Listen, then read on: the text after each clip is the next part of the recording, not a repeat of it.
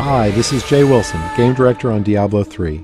Today I'm going to tell you about a new feature we've added called Artisans. Artisans are special NPCs who help the player in his fight against Diablo by lending their skills as craftsmen. This is a concept of the blacksmith, the first artisan you'll encounter in Diablo 3. You don't start the game with access to artisans. You discover them on your journey through Sanctuary.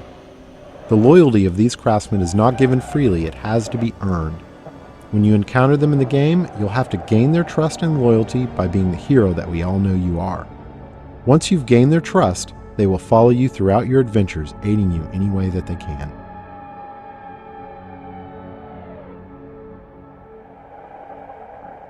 We knew we wanted to add a crafting system to Diablo 3, but we felt that the idea that the player would have a side job on top of the immediate pressure of saving the world didn't really fit the tone of a Diablo game.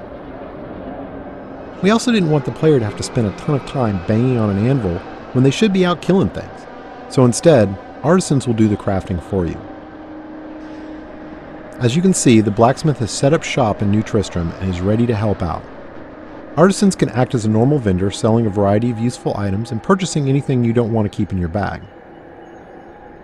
All artisans can also craft certain items, depending on the type of artisan. The blacksmith mostly focuses on weapons and some types of armor. On top of that, all artisans have special abilities unique to them. The blacksmith can repair items, but most importantly, he can add gem sockets to some item types that do not already have sockets, regardless of the quality of the item.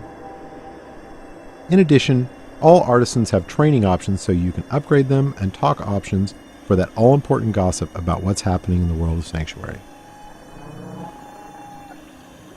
Let's talk about crafting first. Crafted items are meant to be an alternate way for the player to acquire items. Artisans learn recipes for items as they level up, but some of the best recipes are found in the game world as drops off of monsters. Once an artisan has learned a recipe, he can craft it as long as you provide the materials and some gold to cover his expenses. In keeping with Diablo tradition, we didn't want a crafting system that produced completely predictable items, so most items your artisan creates will have a series of set and random properties.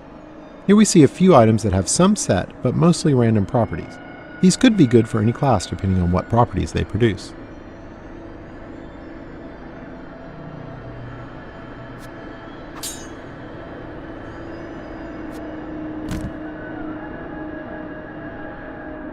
The main special skill of the blacksmith is his ability to add gem sockets to specific item types. This is regardless of quality of the item, so a rare or legendary weapon could have sockets added to it. This allows gems to be used to a much greater degree in Diablo 3 than the previous games.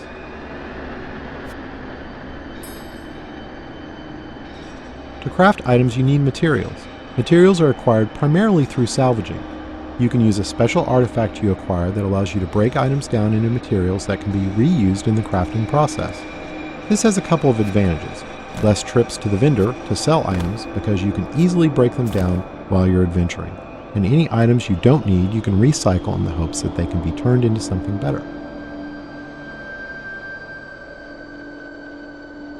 Artisans can be improved over time. The artisan does this by using crafting materials you provide him to train and practice. As you can see, once you've acquired the right materials, the upgrade process is quick. The goal here is to put the time investment into acquiring the materials you need through fighting monsters, not have you spend tons of time in town with your vendor. One of the great things about artisans is that they are visualized in the world.